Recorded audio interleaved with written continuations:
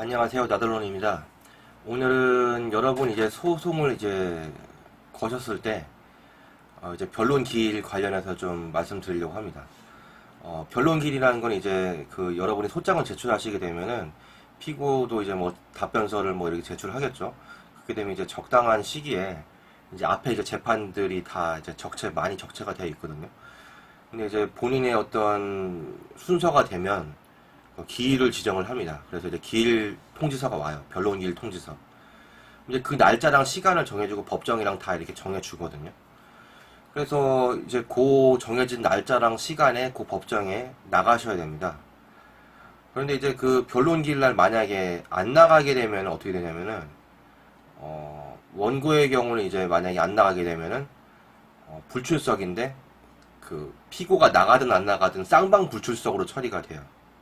그래서 그냥 그 기일은 넘어가고 또 다른 기일을 잡아줍니다.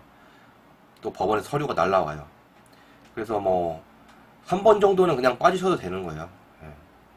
빠져도 뭐 큰 불이익은 없는데 이제 보통은 첫 기일은 안 빠지시는 게 좋은 게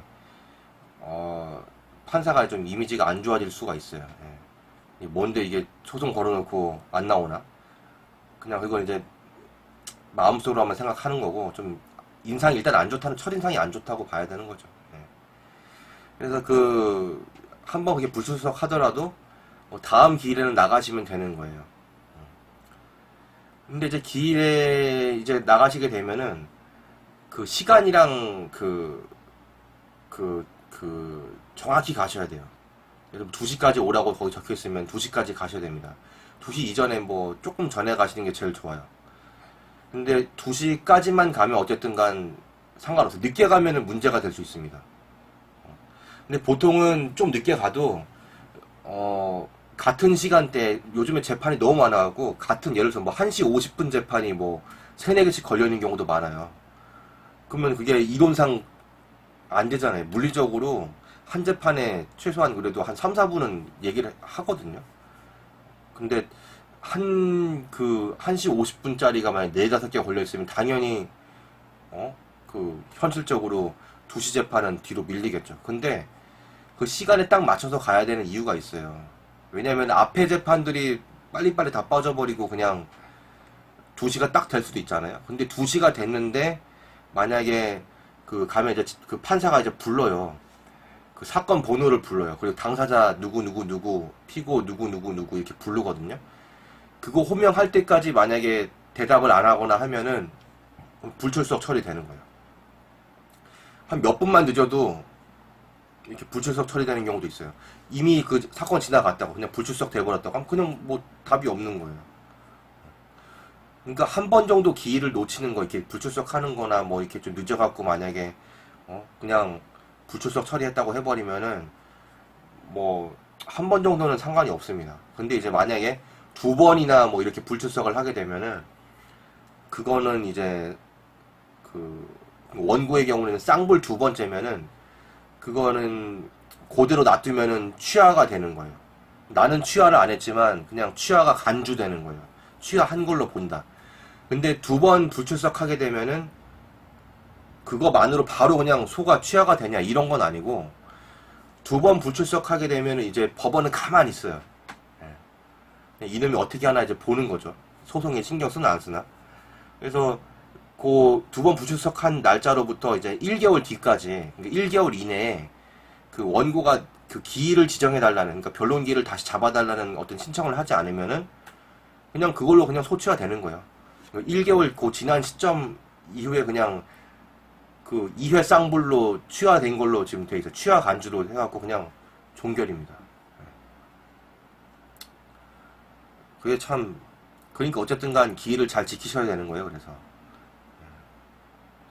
그래서 이제 보통은 만약에 기일을 못 지킬 것 같으면은 너무 급하게 내면 또 안 받아들여 주니까 기일 연기 신청서라는 게 있어요.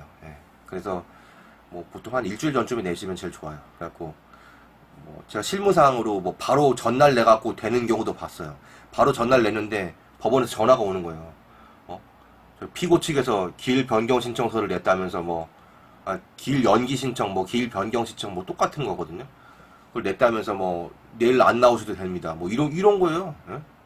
뭐 특별한 이유도 없어요. 그냥 지가 뭐 바쁘니까 뭐 어땠다는 등 뭐 이렇게 썼겠죠. 원래는 FM대로 하면은 예를 들고 내가 뭐 아파서 못 나간다 하면 무슨 뭐 병원 진단서라든지 뭐 이런 거를 첨부를 하도록 돼 있는데 실제로는 그런 거 없이 그냥 제출하는 경우도 많고 그렇게 제출 그 첨부를 안 해서 제출하더라도 받아들여지는 경우도 많아요. 되게 많아요. 근데 결론은 뭐냐면 판사 마음이에요. 기일을 연기해 줄 수도 있고 안 해줄 수도 있어요. 안 해주면 그냥 나가야 되는 거죠.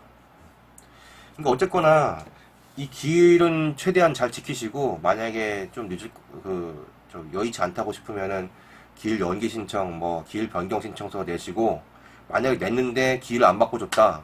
안 바꿔준 거 어떻게 아느냐? 그 예를 들어서 바로 전날 냈는데 뭐 법원에서 연락도 안 오고 뭐 아무것도 안 온다. 그러면은 그냥 나가야 되는 거예요. 기일은 그냥 한다는 얘기니까. 그리고 하나 주의하실 게 이거는 심급마다 동일 심급마다 그 두 번 불출석일 거를 요하는 거예요. 그 취하 간주가 쌍불 취하 간주가 되려면은 그 두 번 불출석을 하는 거예요. 각 심급마다. 예를 들어서 1심에서 한 번 불출석, 그다음에 항소심에서 한 번 불출석. 이렇게 해도 그냥 그거는 2회 쌍불이 아닌 거예요. 1심 따로 2심 따로라는 거죠. 그리고 두 번 불출석했다고 바로 취하가 되는 게 아니라 그래도 맨 마지막으로 그냥 한 달 정도는 여유가 있어서 그 기간 내에 기일 지정 신청서 내시면 돼요. 원고는. 그러면은 그러니까 반드시 1개월 이내에 내셔야 돼요. 내시면은 그냥 기일을 또 따로 잡아줘요. 그래서 이런 거를 악용을 하게 되면 재판을 질질 끌 수가 있는 거예요. 예. 그러니까 뭐 기일 연기 신청 한 두어 번 하고 기일 빵꾸 두 번 낸 다음에 1개월 거의 꽉 채워서 기일 지정 신청하면 그것만 해도 지금 뭐 몇 개월이 가죠? 6, 7개월. 실제로도 막 이런 식으로 연기 전략을 짜는 것도 있어요. 되도 않는 소송 같은 경우에. 그러니까 민사가 점점 늘어지는 거예요, 이게. 어쨌거나 저기 기일은 최대한 잘 지키시는 게 좋고요. 그리고 이미지가 좀 안 좋아진다 그럴까요? 그런 게 있어요. 예. 본인이 판사라고 생각해봐요. 아, 저놈이 감히 내가 지정해준 기일이 안 나와? 아시겠죠?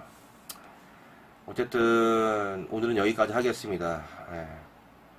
진짜 기일을 만약에 놓쳐갖고 부득이하게 소가 치화되거나 해서 뭐 불이익을 당하시면은 정말 빡친데 또 빡치겠죠. 예. 그러니까 어쨌든 최대한 잘 지키시길 바라겠습니다. 예. 감사합니다.